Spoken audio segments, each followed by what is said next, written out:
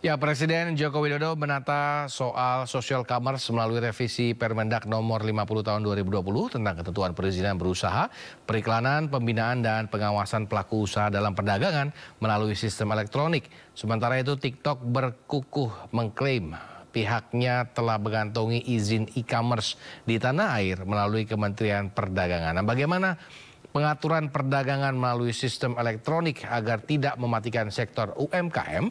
Kami akan mengulasnya bersama Wakil Ketua Umum Asosiasi E-Commerce Indonesia atau IDEA, Budi Primawan. Selamat sore, Mas Budi. Selamat sore, Mas Samuel. Mas, ini bagaimana asosiasi ini menyikapi arahan dari Presiden Jokowi untuk merevisi aturan perdagangan online? Ya, siap. Pada dasarnya kami Asosiasi E-Commerce Indonesia atau lebih dikenal IDEA dan para anggota tentu akan patuh ya kalau dengan peraturan yang berlaku. Cuma sampai saat ini kita juga belum terima peraturan yang sudah diundangkan, yang sudah ditandatangani, jadi belum bisa mempelajari lebih dalam pasal-pasal pengaturan-pengaturan baik yang baru, yang dirubah atau yang yang tetap dari peraturan yang sebelumnya. Sebelumnya memang sudah diatur ya lewat PP 80 tahun 2019 dan juga Permendak nomor 50 tahun 2020. Ini apakah berdampak positif kepada e-commerce atau bagaimana, Mas Budi? Kita baru bisa kasih tanggapan dampaknya sejauh apa setelah kita pelajari ya. Karena kan sekarang ini kita belum tahu nih peraturannya seperti apa yang benar-benar akan diatur gitu ya, apa pasal per pasalnya. Jadi dampaknya belum bisa kita assess secara bisnis maupun secara industri. Kalau kita sudah terima, tentu kita akan lakukan pengkajian dan kalau memang ini seperti yang biasa kita lakukan dengan peraturan-peraturan baru, kita juga akan berkomunikasi dan berkonsultasi dengan kementerian dan lembaga yang terkait. Oke, tapi IDEA sendiri TikTok Shop ini masuk ke dalam ranah e-commerce atau social commerce sebenarnya? Sebenarnya kalau kita lihat, karena TikTok juga menjadi anggota dari IDEA, Mas ya. Jadi sebenarnya memang ada dua kalau yang kita lihat saat ini ada dua media yang berbeda, tapi memang ada di dalam satu aplikasi. TikTok sebagai media sosial, video sharing media, dan TikTok Shop yang sebenarnya marketplace. Karena memang seperti yang diinformasikan oleh TikTok juga, memang untuk TikTok Shop ini sudah mendapat izin untuk menjadi e-commerce. Cuma bedanya dengan marketplace yang lain yang ada yang juga anggota IDEA adalah karena aplikasinya jadi satu dengan media sosial gitu. Oke, sebagai orang yang berbasis teknologi seperti itu ya, e-commerce sebetulnya. Nah, ini kemajuan teknologi memang tidak bisa dihindari. Nah, merespon kemajuan teknologi agar UMKM ini bisa bertahan seperti apa, Mas Budi? Kira-kira apakah memang ada anjurannya bahwa mau nggak mau kita semua harus online gitu? Apakah memang harus seperti itu pada akhirnya atau bagaimana? Oke, sebenarnya perubahan pasar ini kan bukan industri yang merubah ya, tapi konsumen. Ya. Bagaimana cara konsumen mengkonsumsi produk atau barang atau jasa itu yang membuat terjadinya perubahan cara bertransaksi, cara berjualan, cara berbisnis dari zaman dulu sampai zaman sekarang.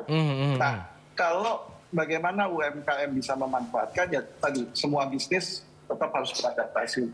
Yang mengganggu itu saya bukan digitalisasinya, tapi yang menjadi disrupsi itu adalah kemampuan beradaptasi dari pelaku usaha.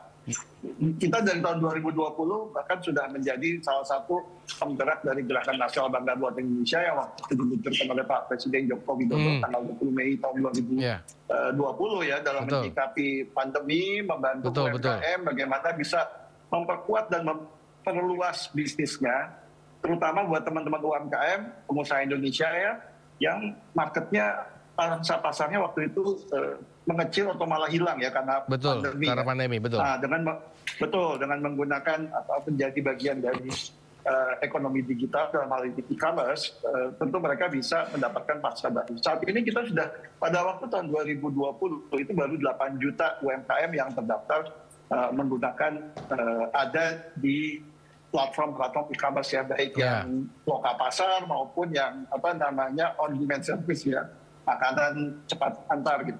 Sekarang udah sekitar 22-23 juta Mas.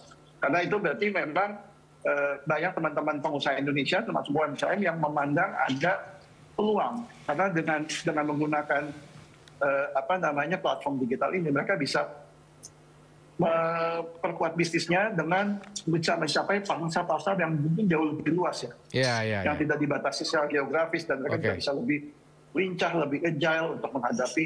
Tapi intinya adalah bagaimana si pelaku usaha ini sendiri mau beradaptasi dan mau melihat apa yang harus dilakukan agar usahanya di digital platform ini bisa sukses. Oke, ini kan memang tidak hanya digitalisasi, tapi memang konten bahwa penjualan barang impor ilegal itu banyak sekali beredar di TikTok Shop misalkan seperti itu, atau mungkin di e-commerce lain yang memang mungkin belum ketahuan. Tapi di mana IDEA di sini terkait dengan hal tersebut? Oke, sebenarnya di semua member kami, satu adalah perusahaan yang punya legal entity atau organisasi legal di Indonesia. Semua anggota IDEA. Kalau tidak punya perusahaan di Indonesia tidak bisa jadi anggota IDEA. Satu itu. Kedua berarti kami selalu mematuhi peraturan yang ada. Di anggota-anggota kami yang sifatnya loka pasar, di mana menyediakan platform buat penjual berjualan, itu sudah ada perjanjian bahwa para penjual itu boleh buka toko di loka pasar tersebut dengan salah satunya ya berjanji hanya akan menjual barang-barang yang tidak melanggar hukum di Indonesia, berarti barang legal gitu. Nah, cuma memang sama seperti pasar yang offline, di mana ada kalau kita ke mall, kita ke pasar, itu kan ada manajemen mall, ada pengelola pasar yang tidak memiliki si toko. Sama juga di loka pasar ini platform yang ada itu hanya mengelola platformnya, tapi yang memiliki toko adalah si pemilik toko. Jadi apapun yang kita melakukan berbagai koordinasi dengan stakeholder, kita melakukan pengawasan. Tapi kalau memang ada barang yang tidak sesuai hukum, baik itu karena barang impor dan lain sebagainya, ditindaklah seperti itu ya. Tindak, betul. Tapi tadi pengawasannya memang berjalan.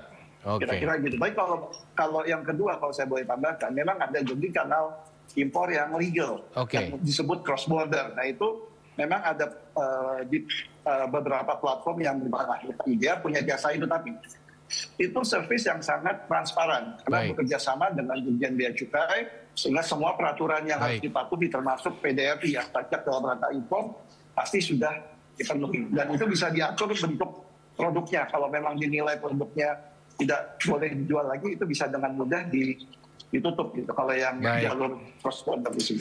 Baik, terima kasih Mas Budi Primawan, Wakil Ketua Umum Asosiasi E-Commerce Indonesia, telah bergabung bersama kami pada sore hari ini. Salam sehat, Mas Budi. Salam sehat, Mas Samuel. Sampai ketemu lagi.